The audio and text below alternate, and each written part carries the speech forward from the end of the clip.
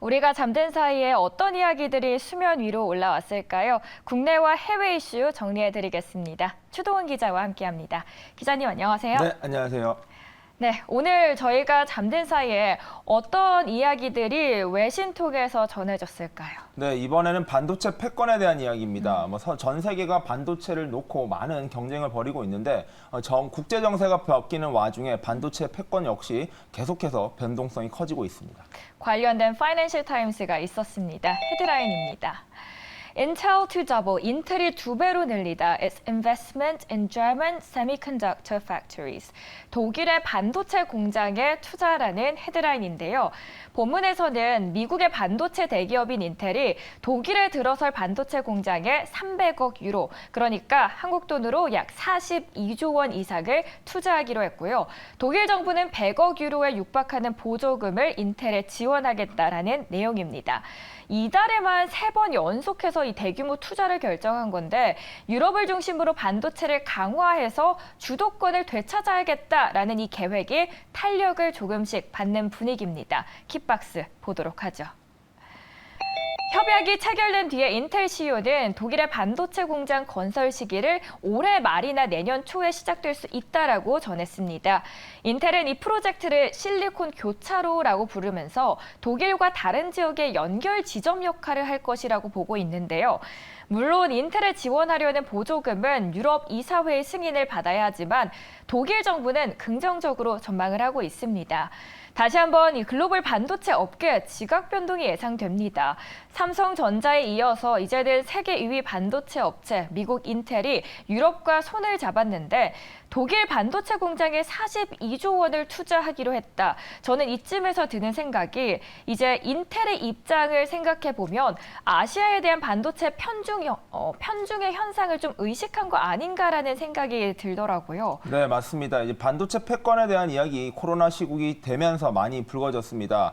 반도체 쇼티지 사고가 있었습니다. 코로나 시국에 많은 수요를 생각보다 감당하지 못하는 상황, 그리고 공장에서는 반도체를 생산하지 못하는 상황들이 겹치면서요. 결국에는 이 반도체 어디서 패권을 가지고 있었느냐가 중요한 문제가 됐었습니다. 사실 동아시아 지역에 공장들이 많았고요. 이 동아시아 국가들에서 대표적인 기업들이 반도체 산업을 주도해 왔습니다. 하지만 이런 생산 공장이 중국이나 여러 동아시아 지역에 몰려 있다 보니까 이쪽에서 공장이 가동되지 않는 순간 미국 입장에서는 반도체를 수급할 방법이 없었던 겁니다. 또한 미국에서는 많은 생산을 하고 있고요. 반도체 사용이 가장 많은 국가 중에 하나인데 이러한 수급 자체에 문제가 생긴 상황, 바로바로 수급이 되지 않다 보니까 시차의 문제도 있고요. 아예 공급이 되지 않는 등 여러 가지 문제가 발생했었습니다. 자, 이러한 상황, 미국 정부에서 빠르게 판단을 내린 것이 바로 반도체 지원법을 필두로 한 모든 반도체 생산 공장을 미국으로 가져오라라는 전략이었습니다. 자, 이러한 전략들 차근차근 실행되어 왔었고요. 그 하나의 방법 중이 바로 중국에 대한 제재를 강화하면서 중국과의 교류, 중국과의 협력을 통한 반도체 시장을 형성하고 확장하는 것보다 우린 미국에서 직접 반도체 공장을 건설하고 여기서 생산을 하는 것도 좋은 전략이다라는 것을 가져왔었습니다. 자, 이러한 인식 당연히 유럽도 가지고 있었습니다. 그간 모든 반도체 정책과 생산 여러 가지 등을 다 아시아 지역에 뺏겨 있다 보니까 유럽은 어찌 보면 반도체 불모지, 반도체 시장에서는 다소 소외되어 왔었다는 겁니다.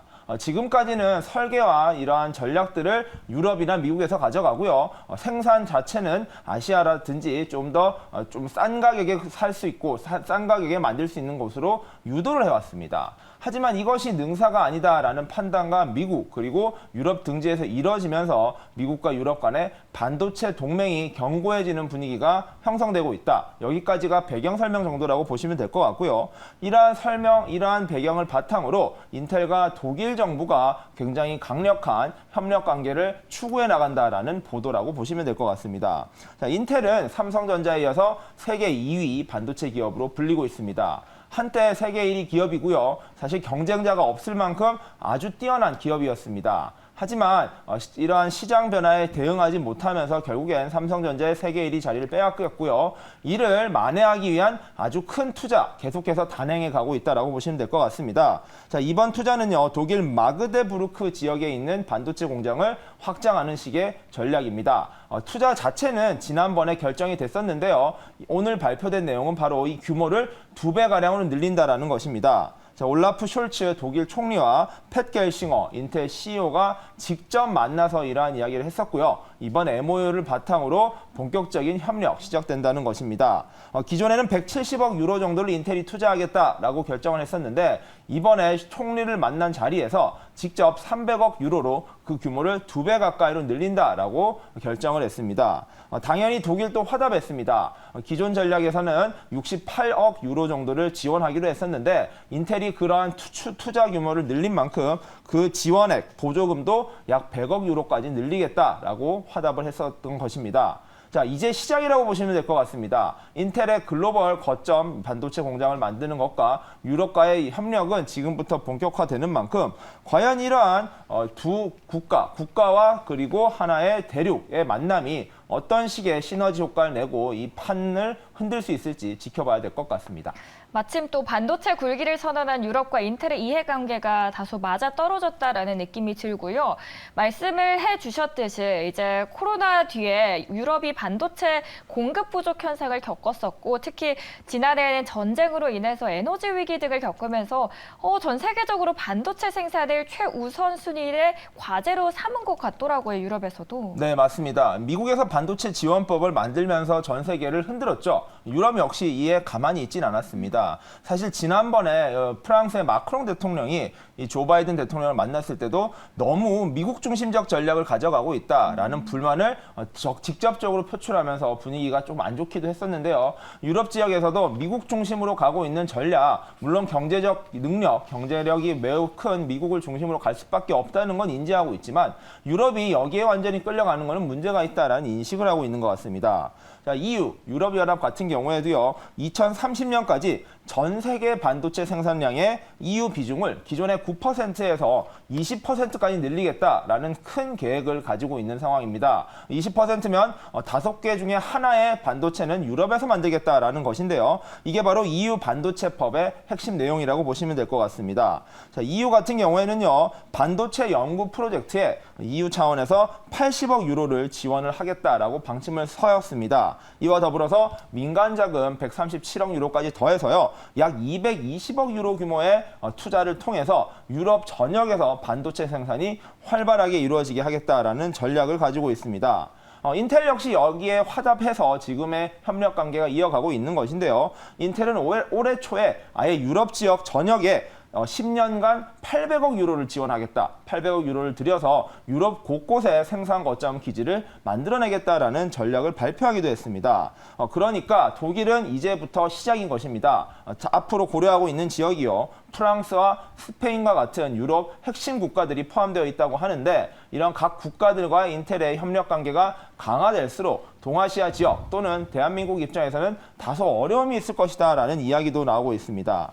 앞서 말씀드렸다시피 PC 시대에서의 제왕은 인텔이었습니다. 하지만 지금 반도체의 쓰임은 무척 다양한 곳에 이루어지고 있죠. 스마트폰도 있고요. 메모리 반도체, 그리고 최근에 각광받고 있는 생성형 AI 기술과 관련된 GPU 같은 경우에도 반도체의 핵심 기술입니다.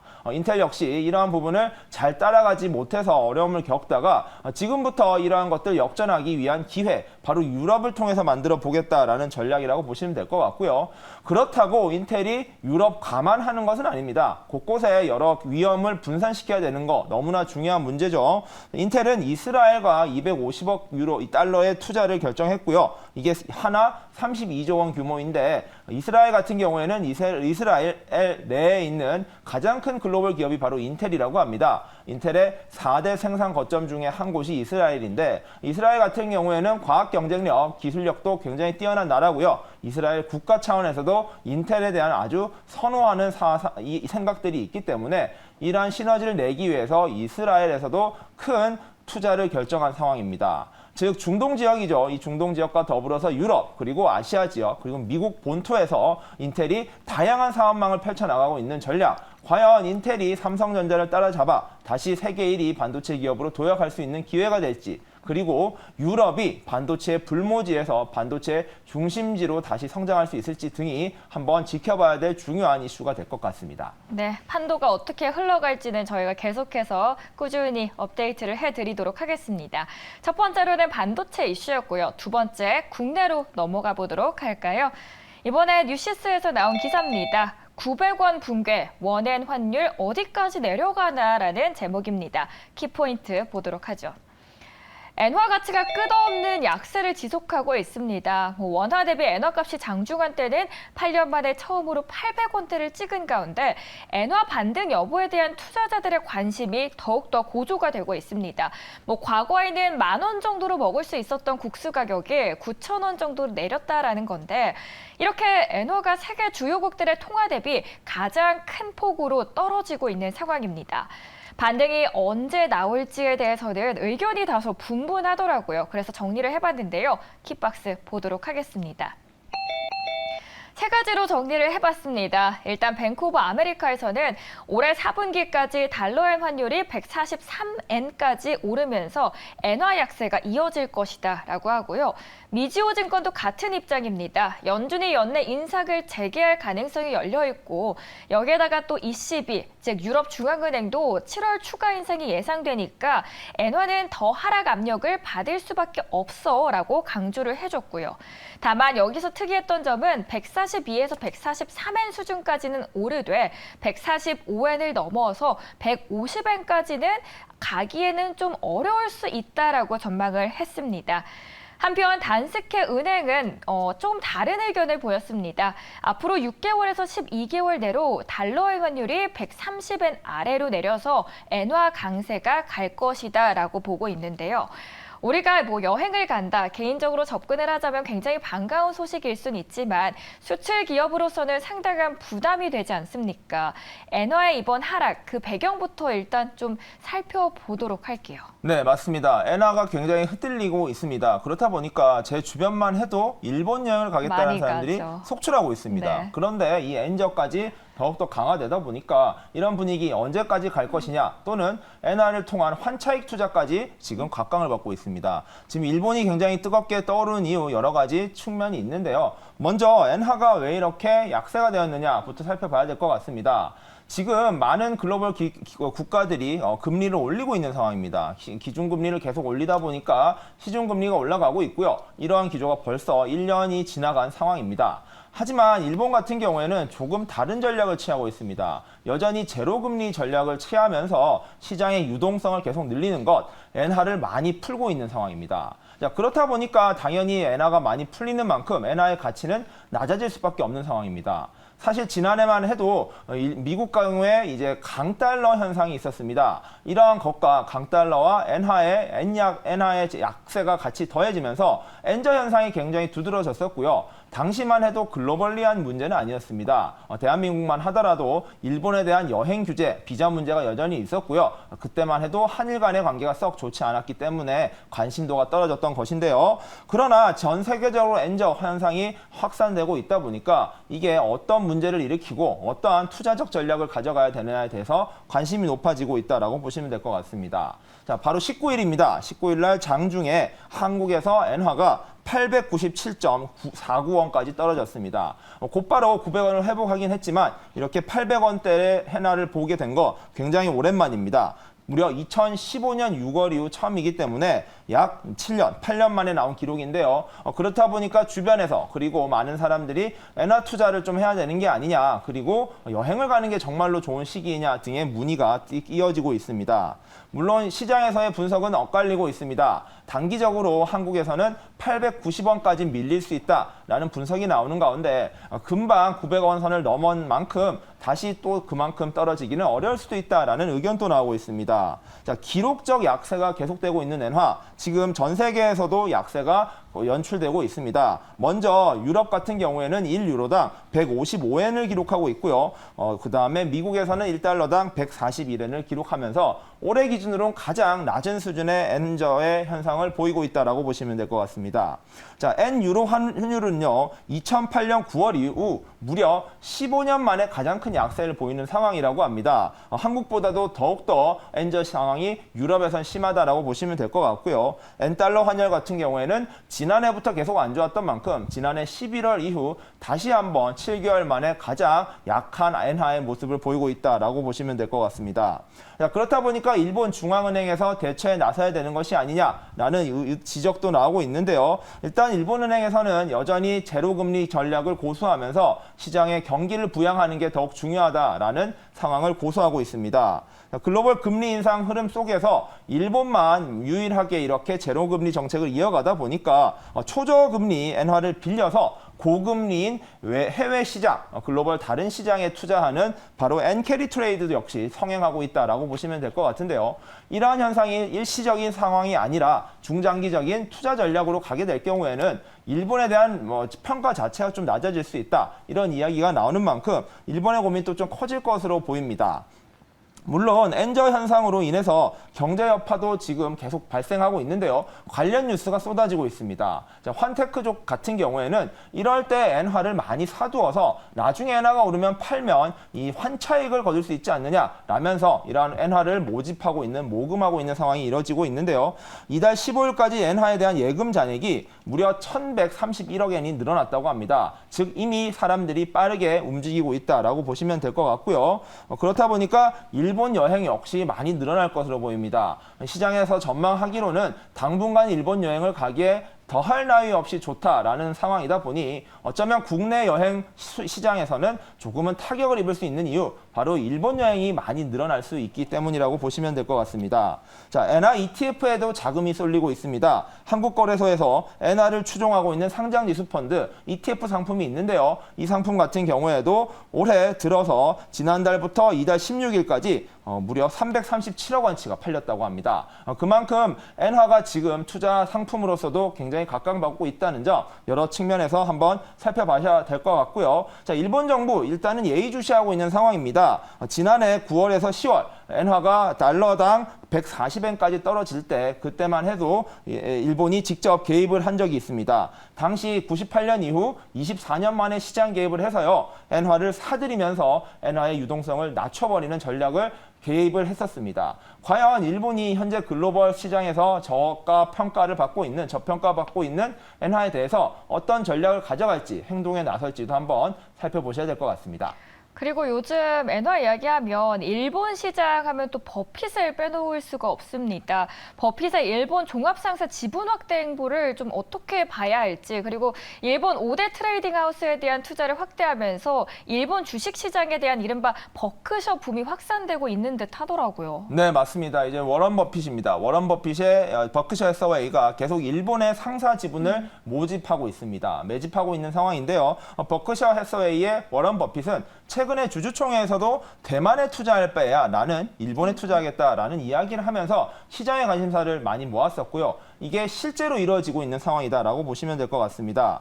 자, 버크셔 해서웨이는요, 이 5대 상사입니다. 이 상사의 지분을 8.5%까지 각각 늘렸다라고 합니다. 5대 상사는 이토추 상사, 미쓰비시 상사, 마루베니, 미쓰이물산, 스미토모 상사, 이렇게 5개신데요. 워런 버핏이 투자하고 있는 일본 기업은 유일하게 이 5개 기업이 전부라고 합니다. 그렇다 보니까 이 5개 기업이 얼마나 유망하고 비전이 좋은지에 대한 투자자들의 관심이 몰리고 있고요.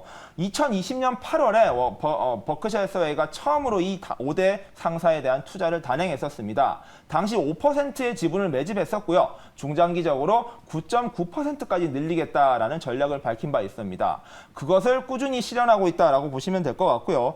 지난해 6%까지 늘었고 올해 4월에 7.4%까지 늘린 데 이어 이번에 8.5%까지 늘리면서 목표 지분인 9.9%에 많이 다가왔다라고 보시면 될 것 같습니다. 자, 일본 시장은 워런 버핏의 예측대로 아주 좋은 시장을 이어가고 있습니다. 일단은 일본 기업들의 실적이 뒷받침해주고 있기 때문인데요. 도요타 같은 경우에도 역대 최고 실적을 갱신하면서 탄탄한 일본 경제 그리고 일본 기업들의 실적을 대표하고 있다라고 보시면 될 것 같습니다. 역시 주가 지수도 좋습니다. 33,000선을 넘은 니케이 지수는 무려 33년 만에 최고가를 갱신했고요. 이처럼 기업이 좋다 보니 자연스럽게 투자가 늘어나고 있고 이 주가의 선순환으로 이어지고 있다. 어쩌면 일본 시장이 앞으로도 더욱 좋아질 상황이다라고도 이야기되고 있습니다. 최근에 엔저 현상에다가 이러한 일본 시장에 대한 호평이 이어지고 있는 상황. 과연 투자자 입장에서는 일본 투자 어느 정도로 늘려야 될까에 대한 고민도 늘어날 것으로 보이는데요. 아무튼 당분간은 일본 시장이 계속 좋게 갈 것이 확실한 만큼 한번 일본 시장도 잘 살펴보면서 투자 전략을 세워보는 것이 좋을 것 같습니다. 반도체 패권 시장에서 우리가 가질 수 있는 위치 그리고 엔화의 약세에서 우리의 주식 시장에는 어떤 영향을 미칠 수 있을지까지 저희가 짚어드렸습니다. 휴일 지나고 아직 휴일에서 벗어나지 못한 미국이지만 그래도 우리 장에서는 빨간불이 켜지길 기대하면서 마치도록 하겠습니다. 지금까지 시청해주신 여러분 고맙습니다.